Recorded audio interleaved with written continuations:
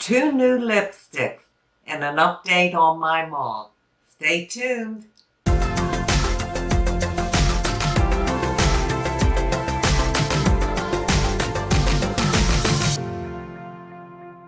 Hi, and welcome to my channel. My name is Sheila, and I'm so glad that you're here. I want to thank you so much for all your support, your comments, and just being here. I really appreciate it. If you're not already subscribed to my channel, I would love it if you would. It's free. And then you click that bell and you'll get all notifications of my future videos. Give me a like if you like it and leave me a comment. Well, I want to show you 2 lipsticks that I purchased within the last 2 weeks that I really love. I'm wearing one of them. And then I'm going to give a quick update on my mom. So the 2 lipsticks I have are, one is from CoverGirl and one is Revlon. Now this one from CoverGirl is called Enchantress Blush, number 365. I have it on. It's such a beautiful shade of pink, like a bubblegum shade. I'll put it on my finger to see if you can see that, since I'm terrible at swatching. And here it is, right here on this finger.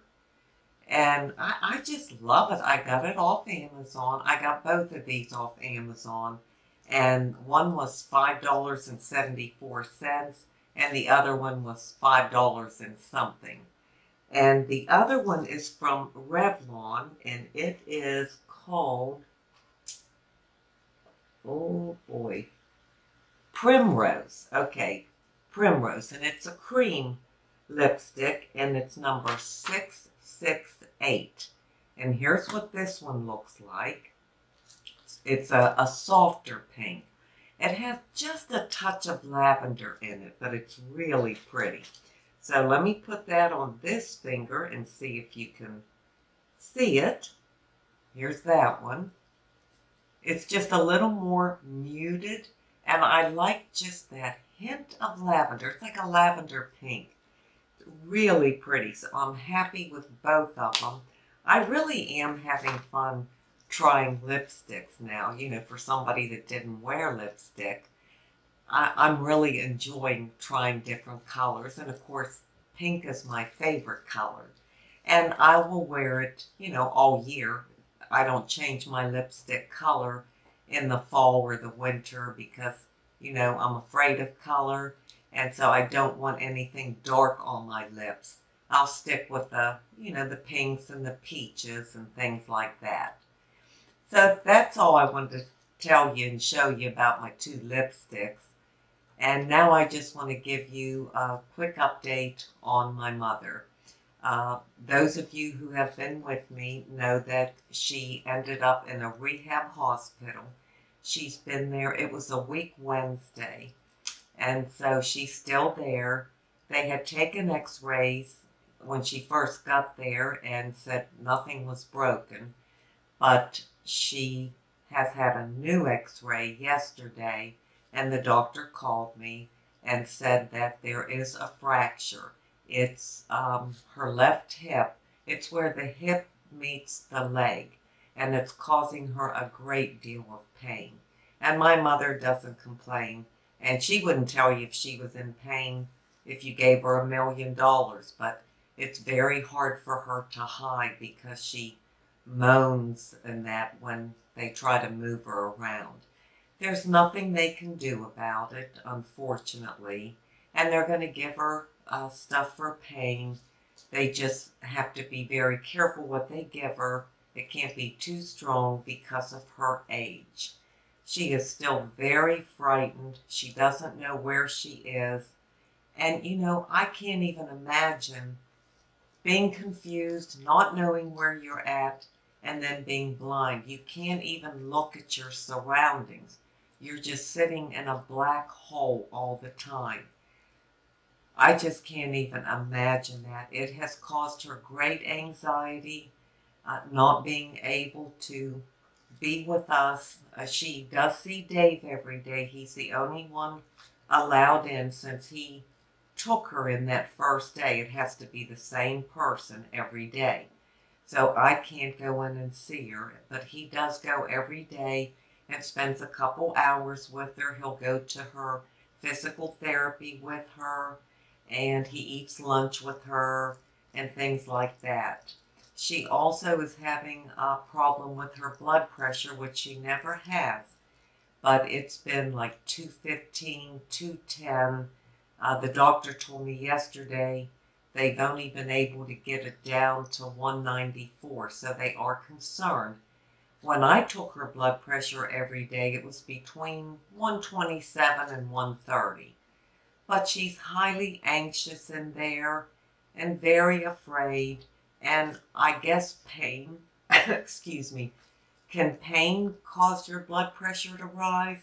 I don't know. A nurse would know. So any of you nurses out there, tell me if that's true. But I'm imagining that it could be a part of it.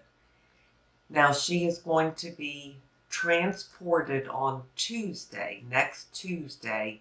I don't know what that date would be. Well, it's the date of this video because I'm filming this 2 days prior to Tuesday, and this video will go up on Tuesday.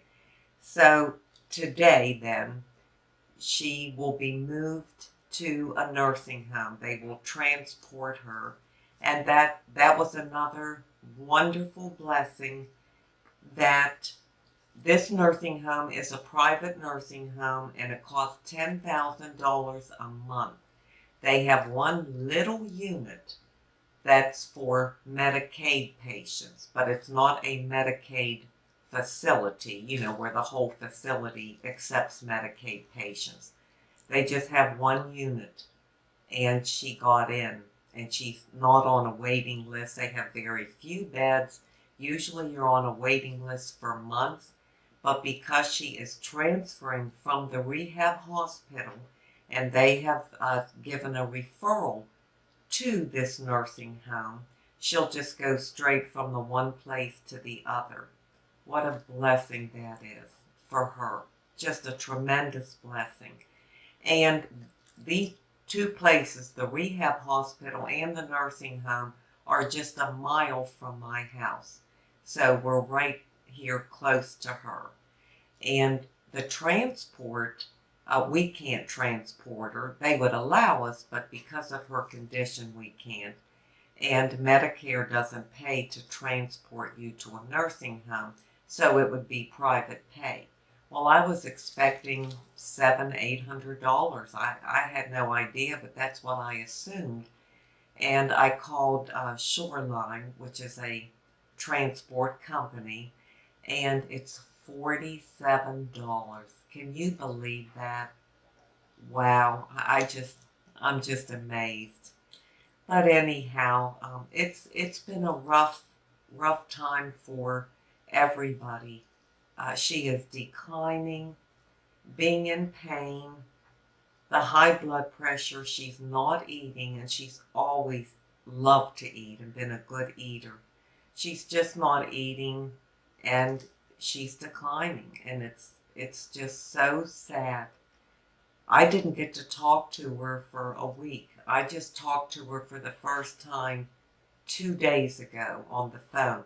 They were afraid that, again, it would upset her and raise her blood pressure, and she would start screaming, "Sheila, get me out of here, get me out of here," and all that. So they didn't want me to call, but she's been okay the last 2 days when Dave was there. So, he got me on the phone, and I got to talk to her. And I just keep reassuring her she'll be out soon, and she'll be back on her feet. And I hate not telling her the truth, but I can't. I can't tell her that she's never coming out. So it's been very, very sad. I have had so much support from loving people, you viewers, you subscribers who leave such lovely comments. I can't tell you how much it's meant to me. It has really lifted me up and encouraged me, And my beautiful friend Tessa, who is a subscriber, sends me daily these beautiful prayers. And that has really helped to keep me going. And my friend Billy across the street, she's my neighbor, my friend. I've spoke of her often.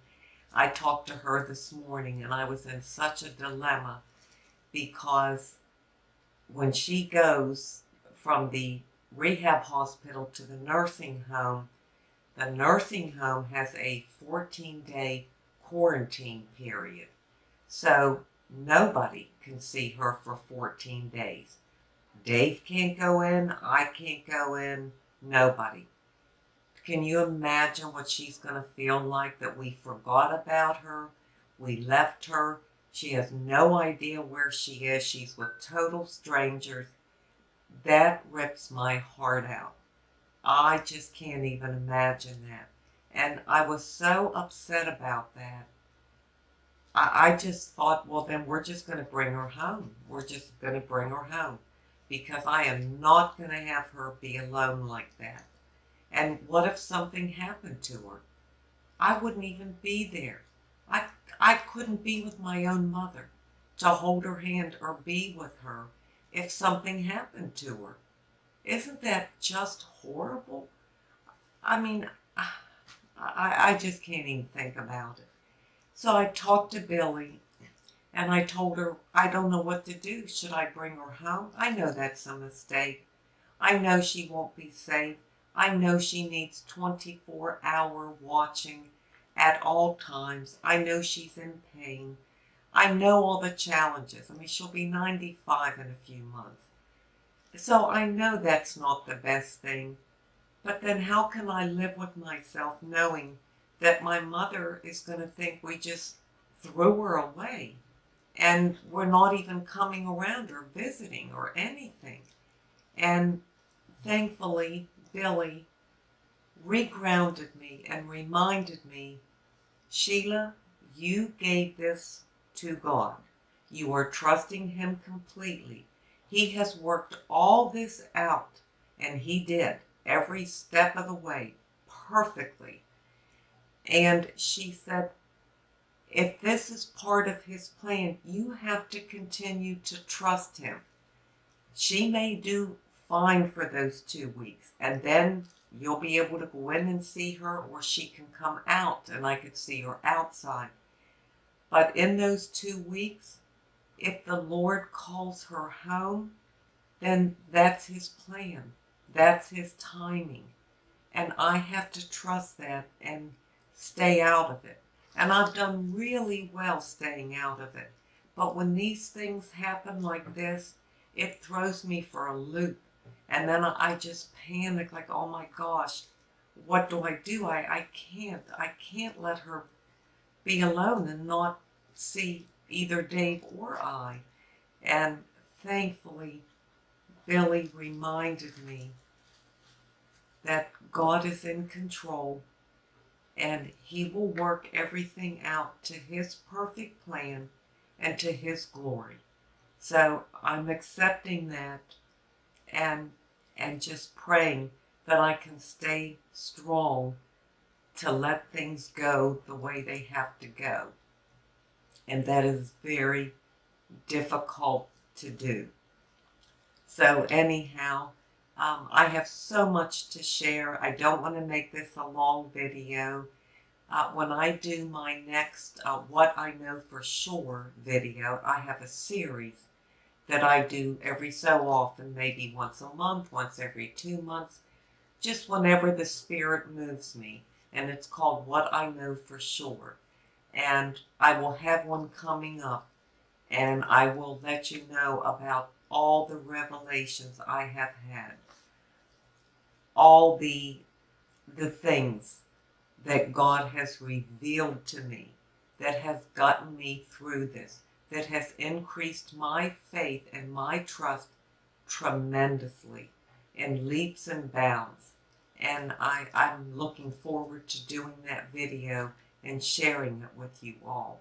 I also will have a video coming up soon on Amazon, some Amazon finds, favorites, and a gift guide, things that you may be interested in, and a few other videos. My eyes, I only have 3 stitches left. There's some, well, some here, it might be 2 or 3 here on the ends of each eye, and then there's one in the middle. I forget which eye it is.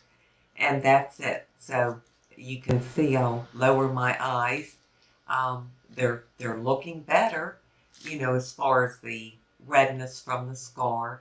They're still a little swollen, but it's not noticeable to you, or just a little bit to me. But not around here. I mean just the actual eyelid in the surgical area. So hopefully soon, when these last stitches fall out, then I'm going to do a get ready with me, and I'm going to put on some eye makeup. And this time, I mean, I can wear shadow, or try to. I'm not that good at it, but try. And you'll actually see it because I have a little bit of real estate now. I don't have that skin hanging on my eyelashes. So I'm very excited about that. And so that'll be coming up soon also. Well, I just want to thank you all so much for being here, for your loving kindness. It's been incredible, and I am so grateful to each and every one of you. And now I want to share an inside beauty tip. For my inside beauty tip today, I would like to read you one of the beautiful prayers that my subscriber friend Tessa from the Caribbean sent me. She sends me a prayer every morning, and it has just really touched my heart. So I have many, but I want to share one with you.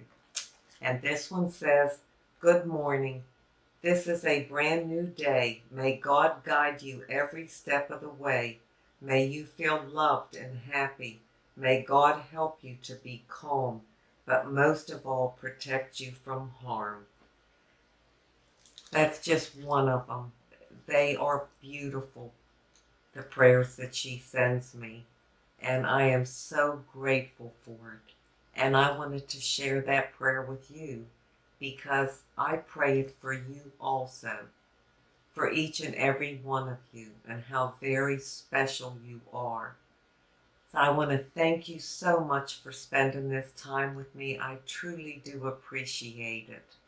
And until we meet again, this is the old girl signing out. See ya.